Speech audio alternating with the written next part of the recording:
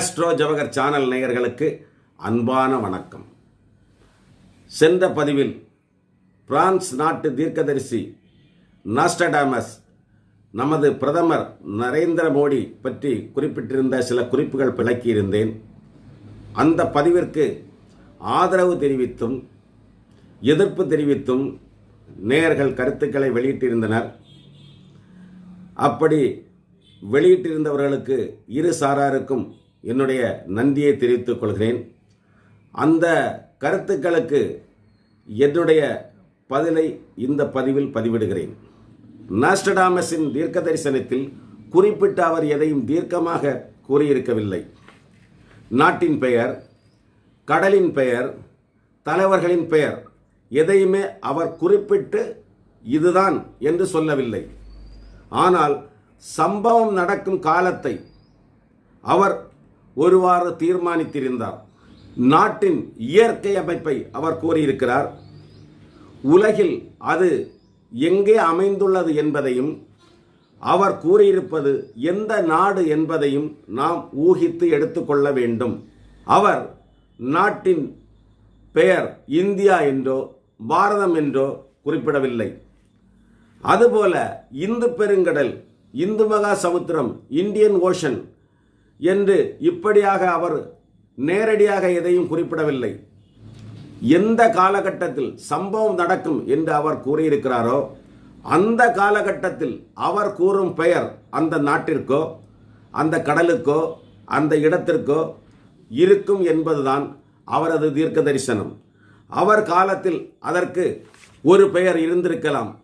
ஆனால் அவர் கூறும் சம்பவம் நடைபெறும் காலத்திற்கு, அதாவது 400 அல்லது 500 ஆண்டுகளுக்கு பிறகு அந்த இடத்திற்கு வேறு ஒரு பெயர் இருக்கலாம். நாஸ்டாடாமஸ் தன்னுடைய பதிவில் நமது நாட்டின் பெயரை இந்தியா என்றோ பாரதம் என்றோ குறிப்பிட்டு சொல்லவில்லை. சில நேயர்கள் இதை கமெண்ட்ஸில் கூறியிருக்கிறார்கள். அவர் நமது நாட்டை உலகில் உள்ள மிகப்பெரிய தீபகற்பம் என்றே கூறுகிறார். உலகில் உள்ள மிகப்பெரிய தீபகற்பம் என்பது இந்தியாதான். அன்று இந்தியாவிற்கு இந்தியா என்று பெயர் இருந்திருக்கவில்லை. அன்று இந்தியாவின் பெயர் பாரதம் என்றே இருந்திருக்கும். அதுபோல இந்தியாவில் உள்ள மதமும் இந்து மதம் என்று இருக்கவில்லை. இந்தியாவுக்கு தெற்கே உள்ள கடலும் இந்து மகா சமுத்திரம், இந்தியன் ஓஷன் என்று பெயர் பெற்றிருக்கவில்லை. சம்பவம் நடக்கும் காலத்தில் அந்த கடலுக்கு அங்குள்ள மதத்தின் பெயர் இருக்கும் என்றுதான் குறிப்பிட்டிருக்கிறார். அவர் குறிப்பிற்கு பின்னர் நடக்கும் சம்பவங்கள் எல்லாம் சரியாக ஒத்துப்போகின்றன. அடுத்த தலைவர் பெயர், இந்திய பிரதமர்களுள் விஷ்ணுவின் பெயர் கொண்ட PV நரசிம்மராவ் பிரதமராக இருந்திருக்கிறார். ஆனால் நாஸ்டாடாம் குறிப்பிட்ட காலத்தில் அவர் பிரதமராக இருந்திருக்கவில்லை. மேலும் அவர் காலத்தில் இந்தியா மாபெரும் சக்தியாகவும் அவர் பேச்சுக்கு உலக அரங்கில் மரியாதையும் இருக்கவில்லை. அப்படி பார்க்கும்போது நாம் PV நரசிம்மராவை கண்டிப்பாக நாஸ்டாடாம் குறிப்பிட்டுள்ள தலைவர் என்று எடுத்துக்கொள்ள முடியாது. அடுத்து பிரதமர் மோடி, விஷ்ணுவின் பெயர் கொண்டவர். நரேந்தர், தாமோதர் என்பவைகள் விஷ்ணுவின் பெயர்களையே குறிப்பிடுகின்றன. இதில் ஒரு நேயர் கமெண்ட்ஸில் பதிவிட்டிருந்தார், தாமோதர் என்பது அவர் அப்பாவின் பெயர் என்பது. பொதுவாக பெயர் என்பது அவர் பிறந்த இடம், அப்பாவின் பெயர், அவருக்கு பெற்றோரிட்ட பெயர், இவைகளை பொறுத்தே அமையும். இவைகளில் எது இருந்தாலும் அந்த பெயர் அவரையே குறிப்பிடும். மேலும் ஒரு நேயர் ராகுல் என்பதும் விஷ்ணுவின் பெயர் என்று குறிப்பிட்டிருந்தார். ராகுல் என்பது விஷ்ணுவின் பெயரை குறிக்காது. ராகுல் என்பது சந்திரன் என்று பொருள் தருகிறது. சமஸ்கிருதம் மற்றும் பாலி மொழிகளில் ராகுல் என்பதற்கு திறமையானவர் என்று பொருள். அரபு மொழியில் ராகுல் என்பதற்கு பயணி என்பது பொருள். மேலும் ராகுலின் அரசியல் நிலைமை தற்போது அவ்வளவு சரியாக இருக்கவில்லை. ஏற்கனவே நான் இதற்கு முன்னர் ஒரு பதிவு வெளியிட்டிருந்தேன். அதாவது 5 மாநிலத்தில் நடந்த சட்டமன்ற தேர்தல்கள் குறித்த பதிவு அது.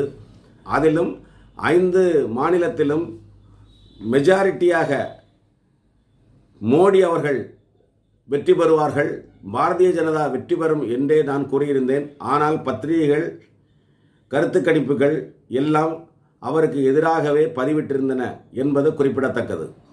மரியாதைக்குரிய ராகுல் காந்தி அவர்களை தற்போது அவருடைய கூட்டணி கட்சிகளே பிரதமராக தெரிவு செய்வதற்கு எதிர்ப்பு தெரிவித்து வருகிறார்கள். பின்னர் எப்படி உலக நாடுகள் மதிக்கும் அளவிற்கு அவர் வர முடியும்? இன்னொரு நேயர், மோடியை உலக நாடுகள் மதிப்பதில்லை, பக்கத்தில் உள்ள அண்டை நாடுகள் கூட மதிப்பதில்லை என்று குறிப்பிட்டிருந்தார்.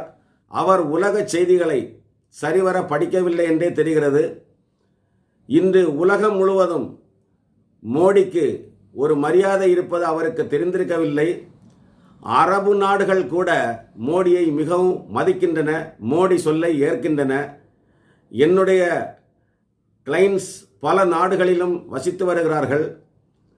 மோடி பிரதமராக வந்ததற்கு பிறகு இந்தியர்களின் மதிப்பு எவ்வாறு இருக்கிறது என்பதை என்னிடம் மிக தெளிவாக கூறி வருகிறார்கள். ஆகவே அவர் கூற்று சரியில்லை. சீனா இன்றைக்கு இந்தியாவை கண்டு பயப்படுகிறது. சீனா தென்கிழக்கு ஆசிய நாடுகளில் ஆதிக்கம் செலுத்தி வந்தது. அந்த ஆதிக்கம் மோடிஜியால் கட்டுப்படுத்தப்பட்டுள்ளது. மோடியின் செல்வாக்கு இன்று உலக அரங்கில் உச்சத்தில் இருக்கிறது.